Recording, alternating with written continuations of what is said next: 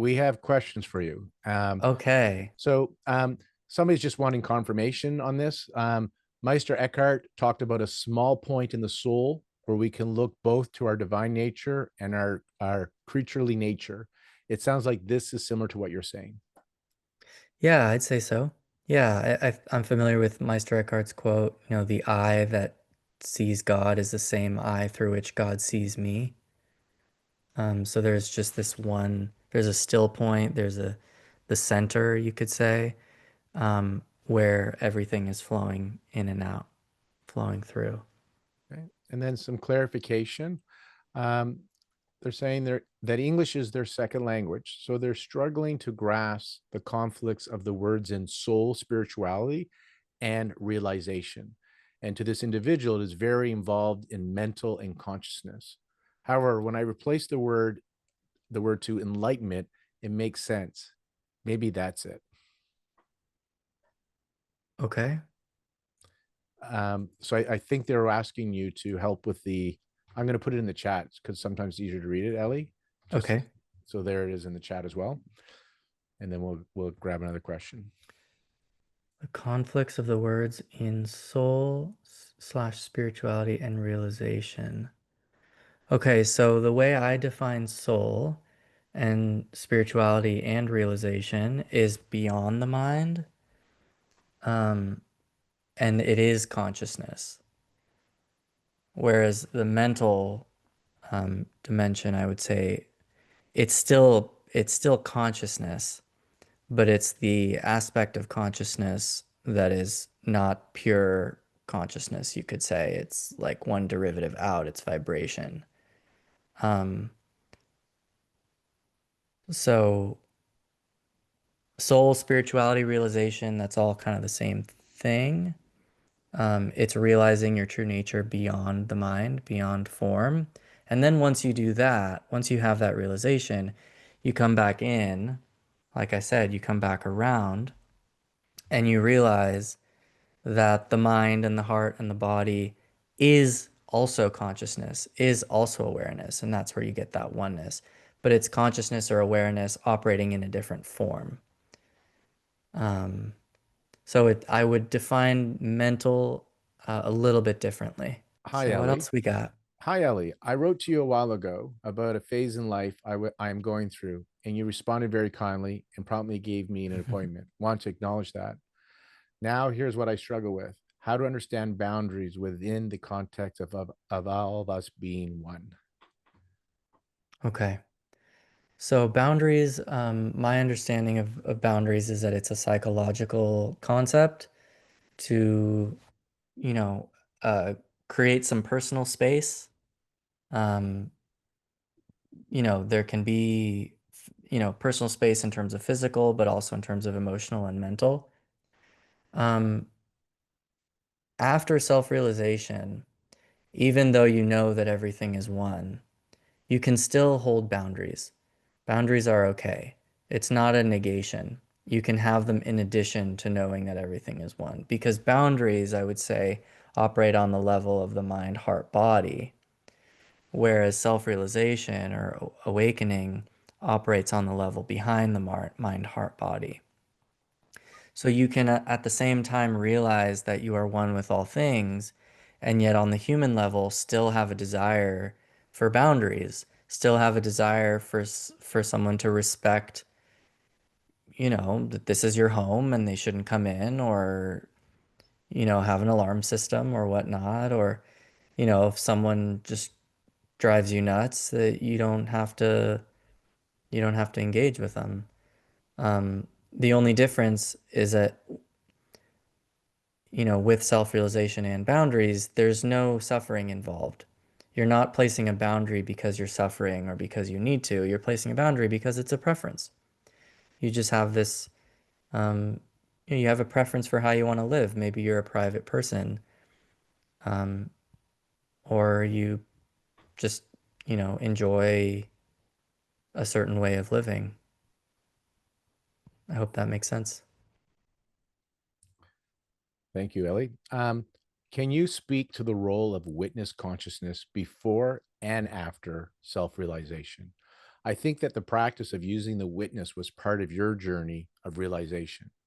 What is it like after realization? Do you still have the witness with you after realization, or does it leave?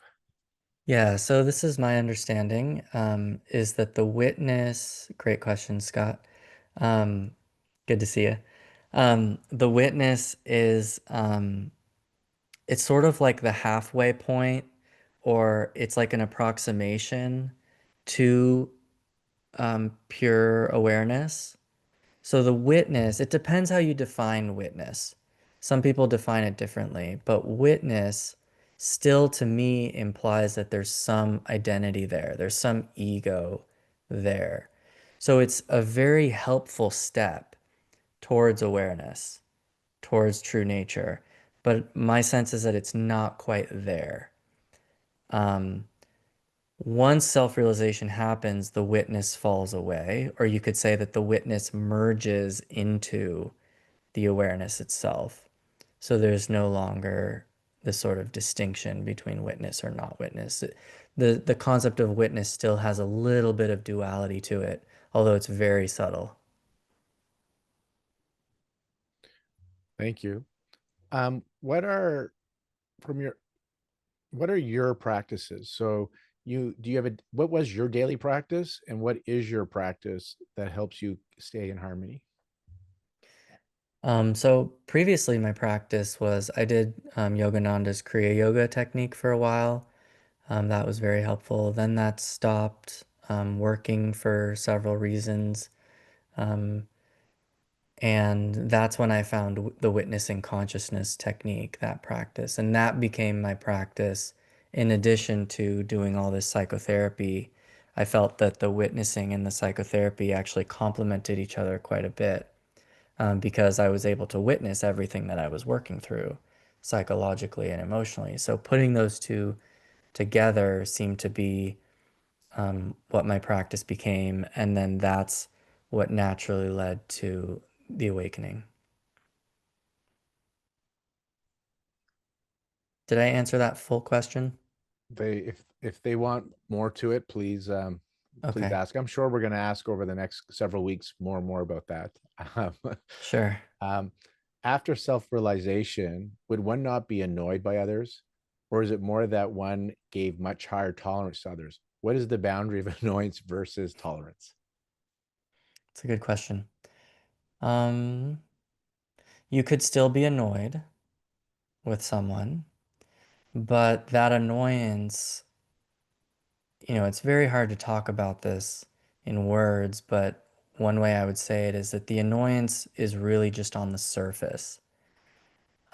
It's just part of the human side. Just like when I showed that dream metaphor image, like the true self was much bigger and the small self was in the foreground, really tiny. So the small self, the ego, might still feel annoyance, but there's no identification with that annoyance because one knows that they are the big self. So on a human level, you can still have annoyance, um, but it really doesn't make much of a difference.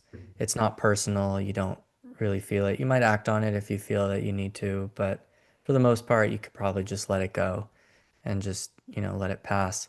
In terms of tolerance, um, I would say the spiritual journey is about increasing tolerance. And I think there's an infinite capacity for increasing tolerance for people. It's kind of like as you can have if you're annoyed because again, my understanding is there is no expectation of how you should be. That would be more ego driven, identity. I'm supposed to be this way. It's all of a sudden you're really annoyed with this individual and you're able to witness it, notice it, not be attached to it, not resist it. And it moves through you like in 90 seconds and then it's gone. Is Yeah, that kind of yeah, yeah, it's like there was a wind blowing through the trees. The leaves will rustle, exactly. but if the leaves hold on to it, they'll break the branches. That's resistance. But if they just let it flow, the tree feels the wind Yeah, and then it's gone. yeah, and then it's gone. Exactly. There are no defenses, there's no judgment coming up with the annoyance. Pretty much all, again, chop wood, carry water before and after enlightenment. So whatever happened before on a human level, most likely is still going to happen again. The difference is that you just no longer identify with it. You no longer see that it's you because there's enough internal space for that energy to flow through. There's nothing that's resisting, there's nothing that's clamping down on that experience. Yeah, because it's the resistance that amplifies it. It's the resistance, meaning identify with it, thinking it shouldn't be this way, that causes the suffering. Yeah, The pain is inevitable. The suffering is optional. The pain is annoyance, I guess, right? It moves through you. It's an uncomfortable feeling. sure, sure. And then, but if you resist it and you think the person shouldn't be this way, now you're suffering. You've amplified it. Exactly. And now it sticks. So now it's in Yeah, you versus if it just ran through right. you, you wait. It's like a bad song on the radio. You can complain the whole time the song's on, or you can just wait the 2 minutes and it's going to pass. But every time you're complaining, it's like hitting the repeat button on the radio, right? So it keeps playing over Yeah, and over again. So you can yeah, just wait out. Or if you're realized, you just change the dial, get a new song. sure. From your view, what and how much of a role do essentialism and minimalism play in the process of self-realization and self-actualization? I think we touched a bit about it. Do you have anything you want to add? How much of the role do essentialism and minimalism play in the process of self-realization and I'm looking self-actualization? to read that because I didn't understand those words. All right, we'll ask them to elaborate. Can you elaborate on that? And let's go to another one. At what age would be appropriate to tackle the self-realization? That implies that this would be taught at one point, because many people may go through their full life not knowing what their emotions are, or even Hmm. when they are religious, especially in the Western world. So, is there an age appropriation to addressing self-realization? That's a great question. I've thought about this a lot. Um, I personally believe that self-realization is age appropriate at all levels of one's age. I think because it's our true nature, we are awareness, and age doesn't change that. So I think on some level, no matter what age you are, you can grasp these concepts. I don't think you have to be particularly intelligent or developed to understand self-realization, um, assuming that it's explained well. I think even a kid can grasp these things, and because it's their true nature, they have access to it. So I think the earlier, the better. The earlier you can start someone on this path, the better. But make sure that you are balancing it with the self-actualization. Because if you only teach them the self-realization and they misunderstand it, then they might not develop fully as a human being. You know, you still want them to develop psychologically. But yeah, I think, teaching someone self-realization at a young age is basically just helping them reorient to the purpose and meaning of life. And I think that can happen at any time. Okay, thank you. My experience has been somebody's posted. My experience has been that there are some things that supercharge you to self-realization, nature, creativity, service to others, when you give from your abundance, not lack, and experiences of joy. Can you please comment on your experience with self-realization? Yeah, I think there are some things in the external world that supercharge us, that inspire us, and that's why I think the external piece is so important.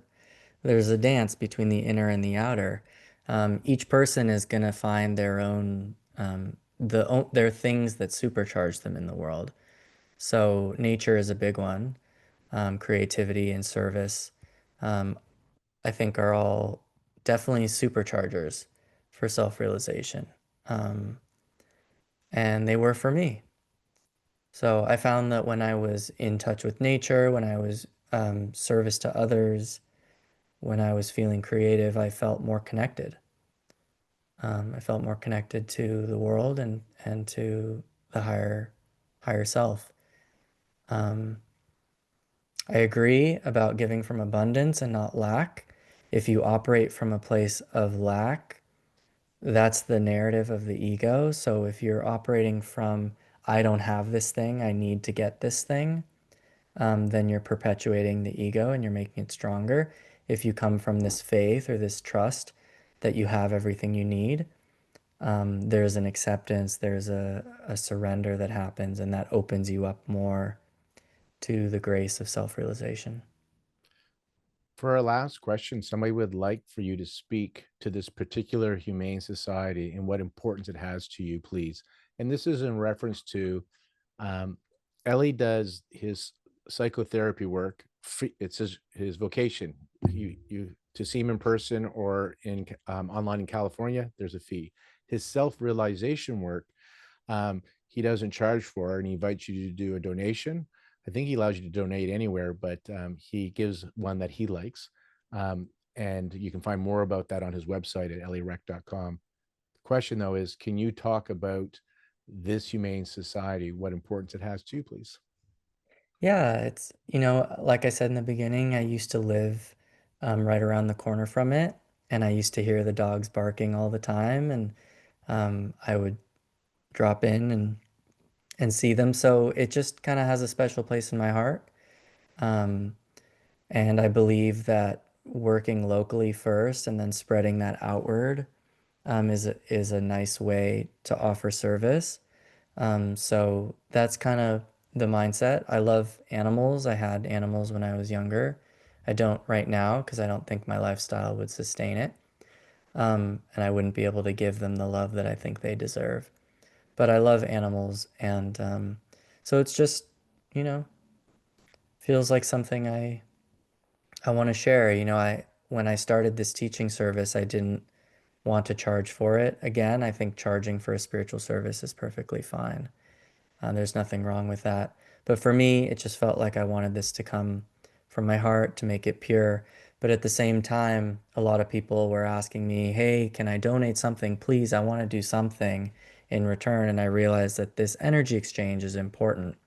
Even if I'm not getting paid for it, there's something about circulating the energy or some type of give and take, some exchange that allows for the flow. So I decided that I wanted to make it donation based, and because of my love for animals, I chose this particular humane society. Plus, I visited there. They're awesome. I took a tour, and they have super high ratings as a charity.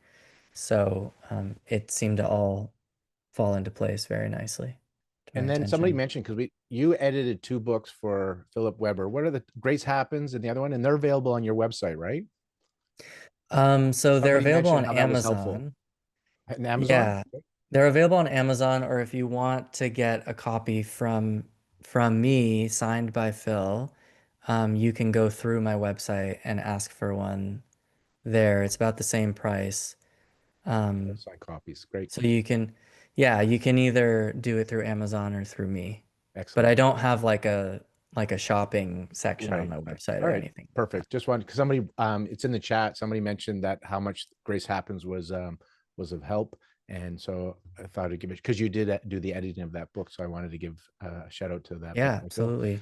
They're All right. great books. We are at 3:30. So we start on time and we end on time. If you think you have colleagues and friends that would benefit from this conversation, share the link.